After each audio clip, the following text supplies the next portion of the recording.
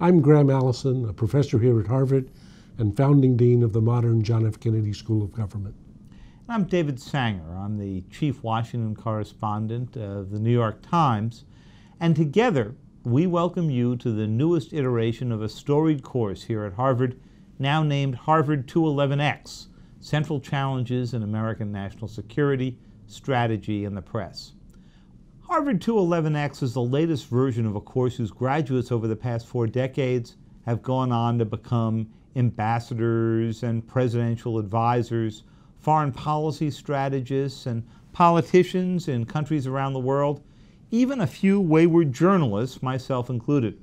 Alumni of the course have included Bob Zoellick, who was recently the president of the World Bank, Doug Lute, who was President Obama's Deputy National Security Advisor, and Ban Ki-moon, the Secretary General of the United Nations. And when I took this course, the Cold War still defined the rules of American foreign policy.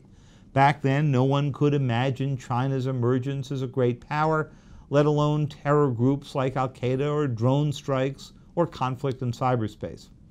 Oh, and back when I took the course, Graham here still had a full head of dark hair. Well, and David actually passed the course way back then, but our standards have risen since then. So let's be serious. What is this course about? Well, mass slaughter in Syria, including a major gassing of citizens that killed more than 1,000 people last month. To attack the Assad regime or not to attack? That's the question. And if to attack, by what means and against what targets, for what declared purpose? Recognizing Iran's steady progress towards its first nuclear bomb, will Iran get a bomb in the next year or will it be bombed? How will President Obama think about that question? How will Prime Minister Netanyahu answer the question? Or how will actually Iran's supreme leader, Khamenei, and his new president, Rouhani, answer the question for themselves? Even harder, when the New York Times and The Guardian and others receive national security secrets, like the material on the National Security Agency that Mr. Snowden has liberated, that's David's term, or stolen, that's mine, on the capabilities of the American intelligence community, or when the WikiLeaks make available conversations between cabinet officers and prime ministers and presidents, when and why does the Times decide to publish what? And when and why does it decide to withhold what? So in this course, one confronts a series of case studies. You're asked to sit in the Situation Room and rigorously analyze the options to present to the President of the United States, and sometimes to his allies and to his adversaries. Each of these case studies will force us to focus on a central challenge for the U.S. today and over the decade ahead. Each is a problem from hell that demands the toughest decisions any president has to make about lives and about death. Should the U.S. intervene in the ongoing war in Syria, as Graham discussed, and if so, how? What about Iran's steady march toward its own nuclear bomb? How do you cope with the rise of China or the impact of the Asian economic crisis or the global balance of power? And that's not all. Decision-making in Washington isn't like it used to be. Today, as the decisions happen, they get influenced by many other factors, including a relentless 24-hour-a-day news cycle, and secrets that the government once could easily keep get leaked out, and that happens every day. It happened back in 2010 when WikiLeaks got a hold of a huge trove of State Department cables and the Obama administration had to deal with the largest leak of classified information in history. Cables that revealed the debates inside the U.S. government over how to handle dictators like Muammar Gaddafi or how to deal with dissidents in China. And then in 2013 came a new set of revelations, those Snowden revelations that came from an unhappy young contractor for the National Security Agency who revealed sensitive documents about how the United States sweeps up massive amounts of data. Everything from the telephone numbers we call to how we access the internet. The revelations raise questions of how the press and the government interact on the most sensitive national security issues, a big sub-theme of this course. And though, as we'll see in the course, David and I are good friends and we even occasionally fish together, he says he fishes, but I try to catch fish. On many of these questions, it'll be clear that David and I have quite different opinions. But the purpose of this course is to analyze problems and provide concepts and frameworks that'll be helpful for you in thinking about these challenges, not to give you definitive answers. This is not a course about debating political opinions, either David's or mine or yours. What's important is that you gain a set of skills to think more carefully and clearly about the president's hardest decisions. And we'll all have to remember that the X in this course stands for experimental.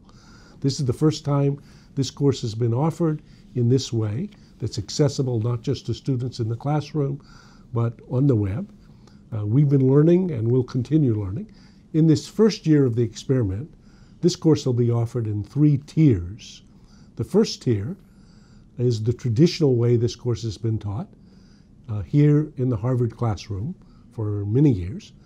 We'll have 50 students at the Kennedy School and in the rest of the university. Secondly, there'll be a tier of up to 500 online participants in what we call Harvard Classroom Online in edX, who will be able to take this course, but they have to apply for it, they have to be chosen, they have to do the work each week. They'll be also eligible for a Harvard Certificate of Mastery. Finally, a third tier of the course will be open for auditors, whomever's interested to sample the course or to indeed take the whole course online, but on your own. Now, in trying to apply the lessons learned in earlier online courses, we plan to break down the normal 70-minute classes into 15 or 20-minute segments.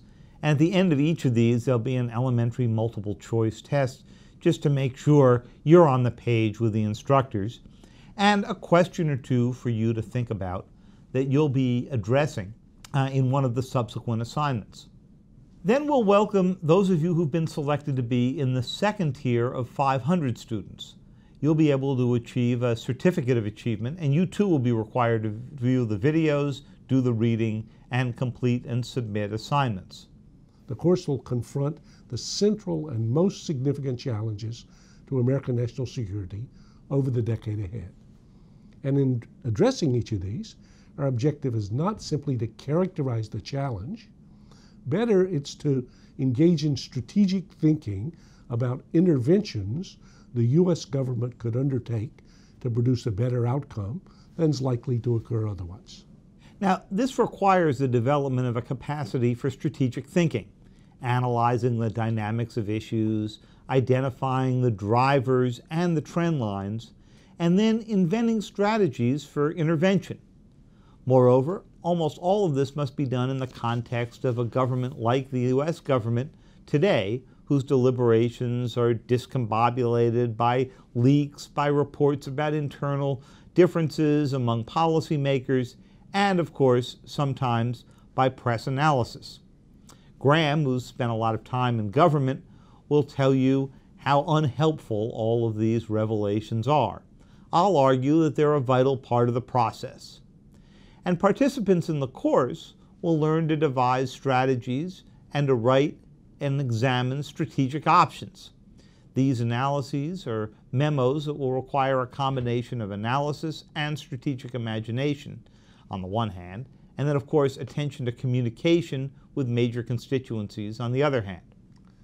So our hope is that if you choose to take this course, you'll find it engaging and enlightening as you read a daily newspaper, like the New York Times, where David works, or the Wall Street Journal, or the Financial Times, and that you'll be able to consider why there seem to be so many unresolved challenges in the world today, thinking about what the U.S. government can do to contribute to a safer and more prosperous America and a safer and more prosperous world. You can find the syllabus on the course page. As it states, we have 5 specific learning objectives for those of you who stick with the course.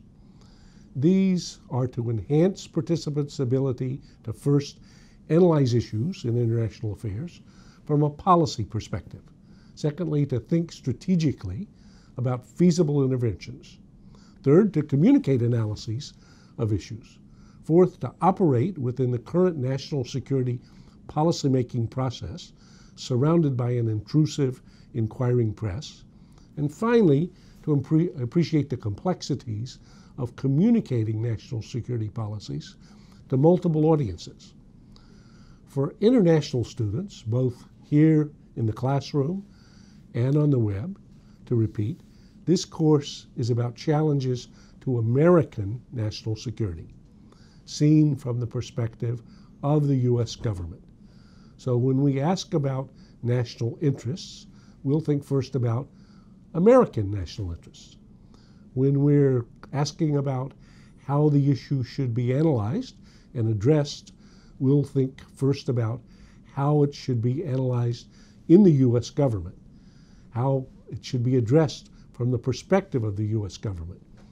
Traditionally, about a third to half of the class have been international students, and we've had students from China, Israel, Germany, Brazil, dozens of other countries, and they've found the course maybe even more valuable than the Americans. Some have argued that it was valuable to them because the Americans, or the U.S. is inevitably the elephant in the bathtub. For others of them, it gives them a better idea of how the U.S. government works and why it does things that, from their perspective, seem so puzzling. Also, the skills that are taught in the course are very useful in other governments. So a general methodology for thinking about strategy is one that graduates of the course who've gone on to play key roles in governments around the world have found works as well as they try to think about things from the perspective of Russian national interest or Chinese national interest, as from the U.S. And while particular features of the press and its role in the American political system are specific to the United States, the way the press interacts with policymaking and its communication in other countries will provide insights into similar interactions in other societies as well. So let's head off on the journey, and we hope you'll be with us for all of it.